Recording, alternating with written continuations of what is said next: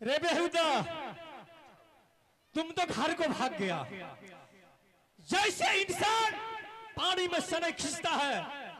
बिल्कुल चकाचक हो जाता है, उसी तरह तुमको आज साफ कर देते हैं। देखिए, ध्यान देंगे, हमारे घाट पर जो नाव चल रहा है नदी में, हमारे श्रवण यादव कर रहे हैं, वहां नहीं है। जो आदमी का ड्यूटी है, हमारे शिव जी से और प्रमोद साहु से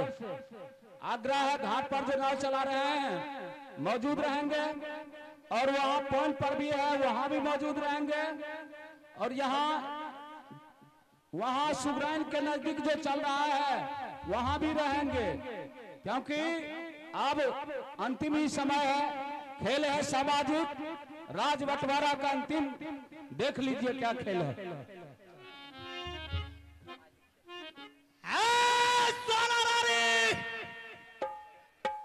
चल, आपको उठ के खड़ी हो जाओ। आज तुमको शोभा नहीं देती है झूला। जो तुम्हारी मारुति का बॉडीगार्ड जो था, आगे पीछे था, मैंने उसके बटिये में तोड़ कर रख दिया। चाल उठ के खड़े हो जाओ और मेरा कोठे का दूरी बन जाओ। अपनी जबान में लगाते के बाद सुरबाल राजा, वरना तेरे जबान में सोना रानी सरकारी ताला मार देगी। सोना रानी, ऐसा कोई माँ कलर सुरमा पैदा नहीं लिया है कि सुरमा सिंह के कोई सरकारी ताला मार देगा। सुरमा सिंह, भारत में कोई माँ की लाल पैदा नहीं रहा कि सोना रानी को जबरदस्ती हाथ लगा करते चले। अच्छा, समझ गया ना? हाँ, एक बात सुन ले, तुम जात का एक औरत है, इसीलिए मैं तुमको अभी कुछ नहीं लगा रहा हूँ बदन में हाथ। ये अगर तुम्हारे पास इंसानियत है, परमताई है, तो सुरमल सिंह के कंधे पर बैठ जा रहा हूँ आराम से। सवाल में लगाते के बोल टिंगड़ा के बेटा, तुमने एक बार मुझसे टकराया था तो मैंने 12 बरस भेड़ा बनाकर तुम्हें दुब्बी चटाई थी। हाँ, मुझे पता है। लेकिन अब की बार 12 बरस के बाद तुझे याद सोना रानी की सता रहा है। शायद मौका मिलेगा तो अब की बार गधा बनाकर तुझे लिट्टी हगाऊंगी। सोना रानी, ये मर्द को दर्द नहीं होता है, ये सुरमा सिंह मरने से डरता नहीं है, ये किसी को मार देता है, न तो उसके साथ खुद जाता है। सोना रानी नगर की बेटी जिस राज पर नजर बनाती है, राज को पनिया ढार कर देती, लाश की ढेर कर देती है, खून की दरिया बहा देती है, कितनी माँ की गोद को सुना कर देती है। अच्छा, सोना रानी को तुम ये मत सोच कि कोई बनिया व्यापारी का दुकान का छलिया सुपारी नहीं है कि तू चौवातर चाप लेगा। अच्छा। सोना रानी को डायरी का, मक्खन का, भैंस का, गाय का दूध नहीं, मलाई नहीं है, उंगली लगाकर चाट लेगा। हिजरा के बेटा, तेरे राज में सोना रानी सोना की तरह छिटक रही है। हाँ बोल। लेकिन तुम हिजरा के बेटा मत बनना कि पीठ दिखाकर मत भागना। एक बार सुन ले सोना रानी, ये सुरमा सिंह माँ का दूध पिया है, कोई डब्बे का दूध नहीं पिया है, किसी शहर बाजार में माँ दूध बेची नहीं है। आज तुझे पता चलेगा तेरी माँ की असली दूध था या नकली। चल, तैयार है। सुरमल सिंह बोल। सोना रानी रण क्षेत्र में उतरती तो अपने देवर की बात की वसूल करती है। क्या वसूल? बोल। मेरे देवर की वसूल है, कहना है कि भाभी किसी रणक्षेत्र पर किसी दुश्मन से अगर टक्कर हो जाए, लड़ाई हो जाए, युद्ध हो जाए, हाँ, तो दुश्मन से बाजी लगाकर लड़ना, सर कटा देना, लेकिन सर झुकाकर मत आना। क्या बाजी लगाएगी? अगर तुमसे मैं हार जाऊंगी तो तेरे कोठे की रानी बन जाऊंगी। शब्बस रानी। लेकिन टिंगरा के बेटा एक बात सुन ले, अगर तुम मुझसे हार गया तो सुन ले, अगर तुम्हारी कलाई से अगर सुरमा सिंह हार गया तो तुमको खाना बना करके और तुम्हारा बस सुरबल सिंह 12 बरस तक खींच करके गुलाम बन के रहेगा। ये नहीं रानी, मैंने तुमसे जीत गया तो अपने कोठे का दूरी बना करके रख लूंगा। मंजूर है। चल। हेरे मैं हम बेटी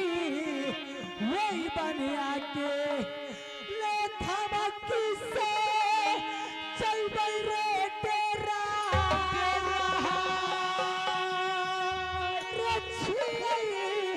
नगिनिया नहीं नागर के। अच्छा, बिगड़ा सुनो सुरमल सरदार नहीं नहीं टकरा दे ये मौकी से चल अरे तेरे थे जिंदगी जैतौ तोहार जाने दे मैया रो बताऊ बहिन यार रो आग पर बताऊ जाने दे अरे तिरिया रो बताऊ रे यार चार इतरो ढिमरा रे रब क्षेत्र तिरिया रो बताऊ रे यार रे यार इतरो विश्व रे क्षेत्र हे के पतिया सुनकर छतिया जल गए एक अखिया लाल पियर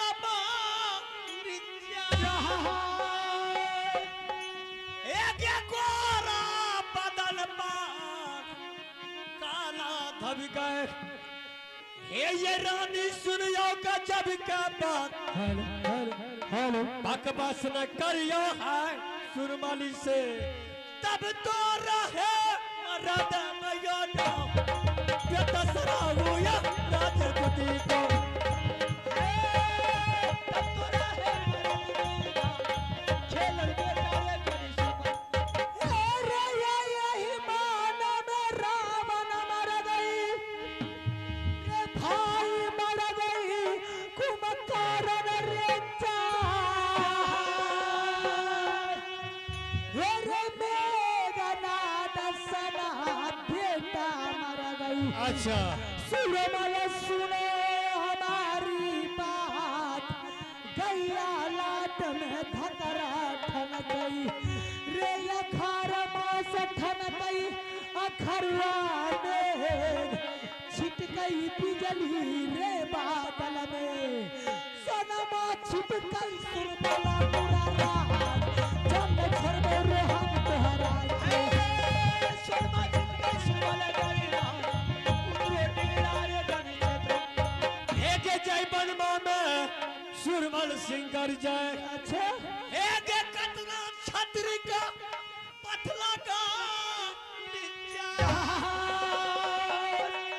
एक कतना तिरिया का गौरव के गिर गए एक बगबा जंगल से जाए छ परन थारे बगिनिया के सुरमल के दुह बगबा कर चोरी बाप अरे बाप हम न बचबई रे आ चनली में बगबा कर चोरी अरे बाप हम न बचबई रे पूरब लूटा मर देवरपुर पाटन को अच्छा रे पश्चिम लूटा जहान रे पार रे उत्तर लूटा सात खंड को बिनरा सुनो गजब की बात दक्षिण लूटा माँ गंगा को अच्छा तब तो रही मर्द में नाम भोर हुए तो भोजपुरी लूटा राजा सुनो गजब की बात बड़े बड़े का गोला लूटा रे गति जमाया मोहनी राज सोनपुर का मेला लूटा डिंगरा सुनो गजब की बात जिनकर किला ऊंचा देखा रे उनकर किला नीचा धसा जिनकर नारी सुंदर देखा रे उनकर तोला मोहनी जाय तू किलर में लड़वैया सा सात दफर दिल्ली को लूटा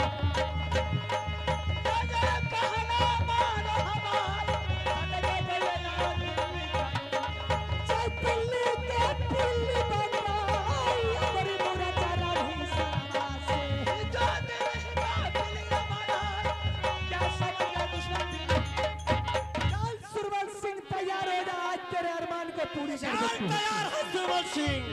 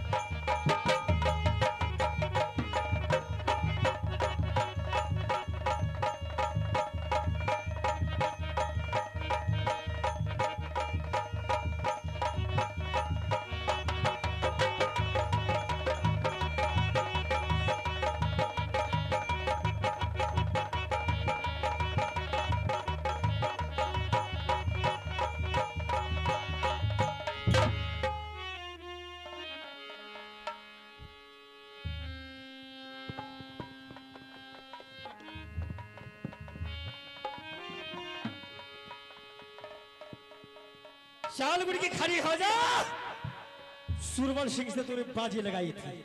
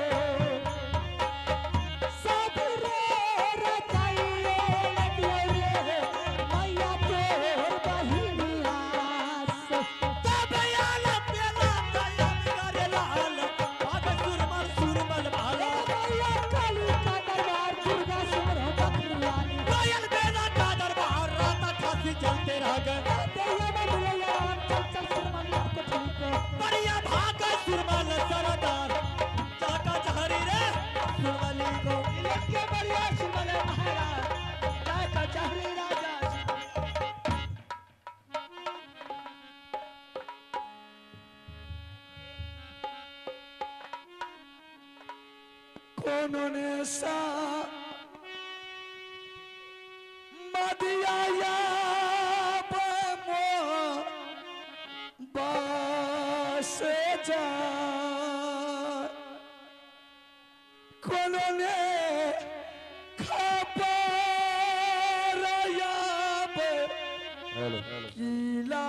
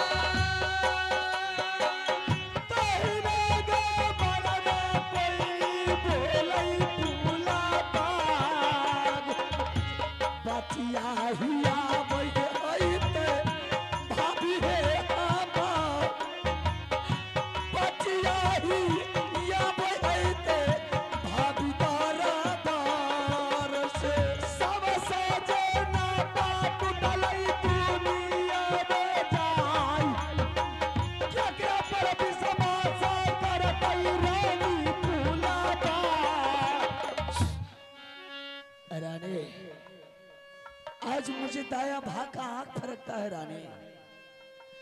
लगता है कि कोई संकट मेरे राज मोहब्बा पर आ गया है,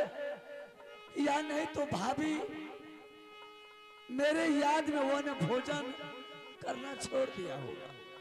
क्या संकट आएगा मोहब्बी खिलाफ, मोहब्बी खिलाफ सब क्या लेना देना रह गया बाकी। जब अपने भाई ने घर से धक्के मार करके बाहर कर दिया तब किस पर विश्वास करेंगे। रानी मेरे भाई ने घर से निकाल दिया मार पीट करके, लेकिन भाभी सोना तो मार पीट करके मुझे नहीं निकाली। पानी हाथ राजा भाभी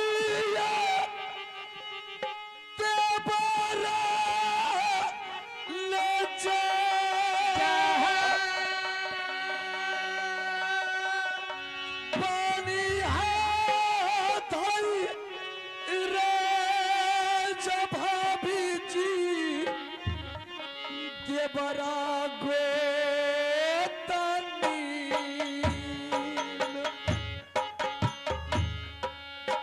भाभी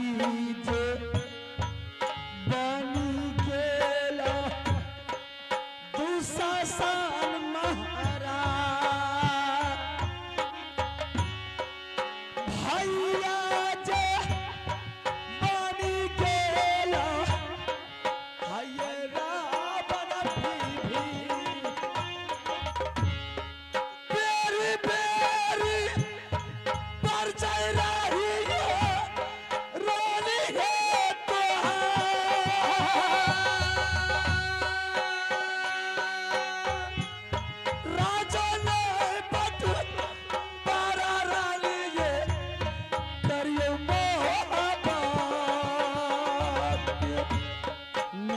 काल बिना से बुद्धि भेलैये भरा, कहमा से कलजुरा बाबू गेलैये सामा। चाचा चाचा कहै है ते इंदल बाबूआल, चाचा चाचा कहै रानी ये है ते बेटा बाज तू समान बनत भलैया पैया, बेटा तो बटन पर गेलै फूलवा झरा। चल चल चल ये रानी झोपड़ी में ये जा कि बसा कमाई ये रानी लेबै जंगलई में, कनहु सा बिना रात कटबै सोनी मोर, भगवान के देल शरीर छियै जंगले।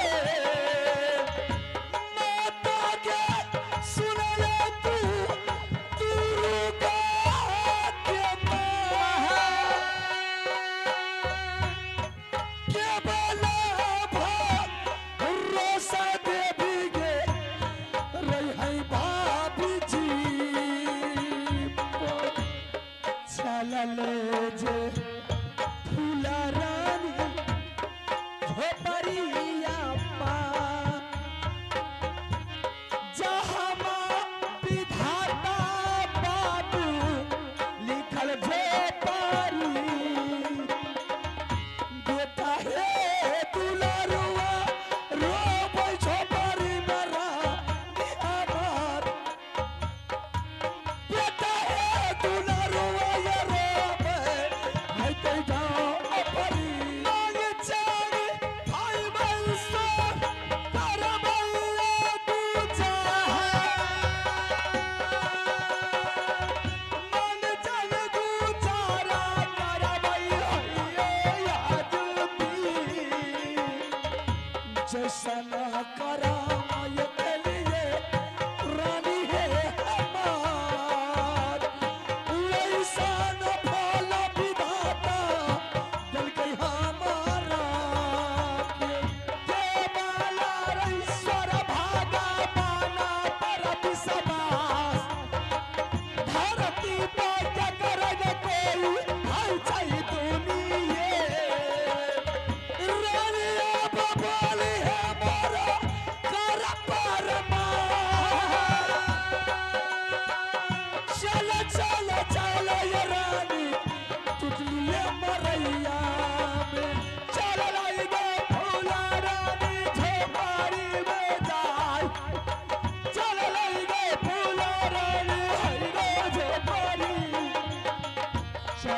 ये फूला रानी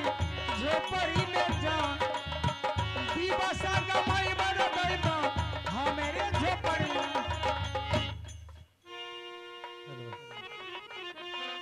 अरे तब आना बेला तैयार करेला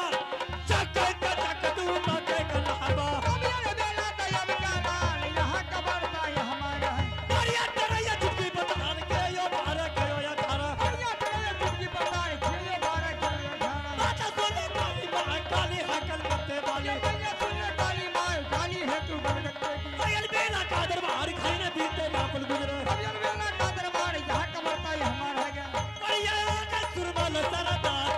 चाका धारी रे सुरमली को बढ़िया लागे सुरमल सरदा आगे बढ़िया रे जबतर पता नहीं रानी पीछे रह गई है आवाज लगाते हैं कहाँ है जाना पीता अबिया है रानी जी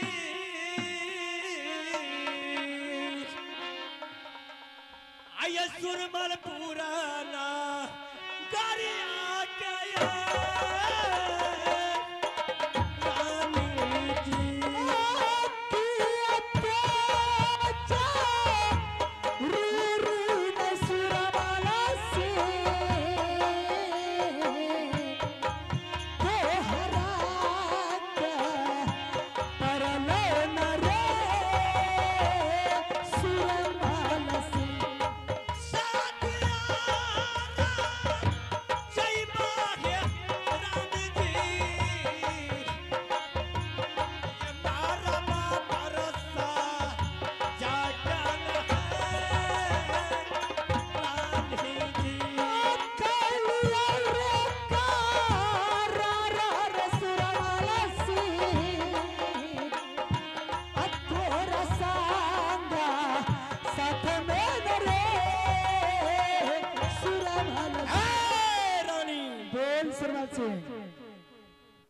तूने हमसे बाजी लगाई लगाई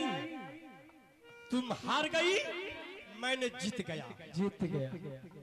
तो ऐसा कर सोना रानी चल शादी करेंगे कहाँ करेगा मड़वा पर बैठ के कहाँ करेंगे कहाँ है मरवा मड़वा बिल्कुल तैयार है रानी झूठ बोलता है तू खाने के लिए तेरे घर में अनाज नहीं है इतनी जल्दी मरवा कैसे तैयार हो जाएगा इसको क्या कह रहे रानी तेरे बाप वाला नहीं है इसका बाप कह रानी ये कहाँ का तुझे पता है किनका है बकवास मत कर अच्छा तूने बकवास करती है चल तू बकवास करेगी तो चल मैं भी बकवास करूंगा शादी करने के लिए तुम जानता है टिंगड़ा के बेटा शादी किस तरह किया जाता है कैसे होता बता तेरे माँ बाप शादी किया लेकिन तुझे नहीं सिखाया चल बता अंधा गांव में चौपट राजा शादी करना आसान बात नहीं है कि चल शादी कर इसलिए मैंने कही कि कहाँ कर मैं तो ऐसा नहीं समझता हूँ तुझे पूछना चाहिए कि तुम जब हार गई तो शादी करेगी या नहीं करेगी ये बता सीख ले तेरे राज में आज से नहीं 12 बरस तक सिखाती रहूंगी अंधा को अकल दिलाऊंगी चल बता तो तू सुरबल सिंह जब मैं नैनागढ़ में कुमारी बेटी पड़ी हुई थी कान खोल कर सुनना सुना ले मोदी राज के राजा से शादी करने के लिए 12 बरस शिव भगवान की पूजा की थी अच्छा ये तेरे पापी राज में मैंने आ गई हूँ तेरे राज की पाप को धोने के लिए तेरे राज में 12 बरस सदा भरत बांटूंगी अच्छा उसके बाद शौक से शादी कर लेना समझ गया कुइया की पानी नहीं है जल भरा पी लिया प्यास ठंडा इतना बकवास तुम मत कर और इतना बकवास तुम छोड़ दे इतना मत चिल्ला तेरा हाथ फट जाएगा समझ गया तुम मर जाएगा सुन अगर तुम 12 बरस सदा बरस बांटेगी तो खाएगा कौन खाएगा तेरे पापी राज में आएगा कौन जिस राज में भीख नहीं मिलता उस राज में भिखारी थोड़ी जाता है मेरा डर से नहीं आता है रानी कोई हाँ तो ऐसे बोल आज से तुझे 3 व्यक्ति को फ्री करना होगा तेरे राज में भिखारी पहुंचना लगेगा अच्छा कौन कौन जोगी दूसरा महात्मा तीसरा फकीर रानी 3 व्यक्ति लोग तुम क्यों मरती है आज सुरमत सिंह हजारों हजार आदमी फ्री कर दिया रानी कंगाल बन जाओगे मैं आ रहा हूँ पिथान बाजार से लेकर के सदा बरत फौरन जाओ चले आ गया समझ लो हे गई चना के गोरिया के चल में बाबू होई चना मछली फंसा सवारे दिलरवा फसलई सोनवा के मंतर में सुरमा सिंह रानी जी नंदा ये सदा ये बारात ये लगा जुमला रानी जी रे बरातर राजा हमारे के गाय या मनोहर लोक जोरे राजा सुरमल बरहा भेलिया सदा है बारात ये घंटा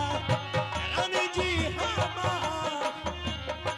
करिहा खबरिया है रानी बाबू सुरमा सिंह जैती रे प्रिय जैतौ बारे परिसैया परवासा चैने रैयन रानी सोनामान हे रानी एक चीज का याद आ गया बासी भात खाता है या तो पिछला रोटी तेरे माँ बाप खिलाता नहीं है। एक बात सुन ले रानी अगर 12 बरस तक सादा परत बांटेगी हाँ, अगर ये बीच में सुरमन सिंह को दम टूट गया तो शादी कौन करेगा रानी तुम्हारा हाँ अरे मूर्ख राजा मैं तुझे मरने के लिए नहीं दूंगी अच्छा 12 बरस तक तू मेरे इंतजार करेगा बीच में तुम्हारा प्राण छूट जाएगा सोना रानी जादू जानती है कोई पागल कुत्ता के मार कर तुझे जिंदा कर ले शाबाश रानी इसीलिए तुम 4 रोज से दर्द रहती है अच्छा समझ गए तुम्हारे लिए दूध ओट कर रखेंगे रानी ठीक है जा जा तेरे राज में भोजन ठीक है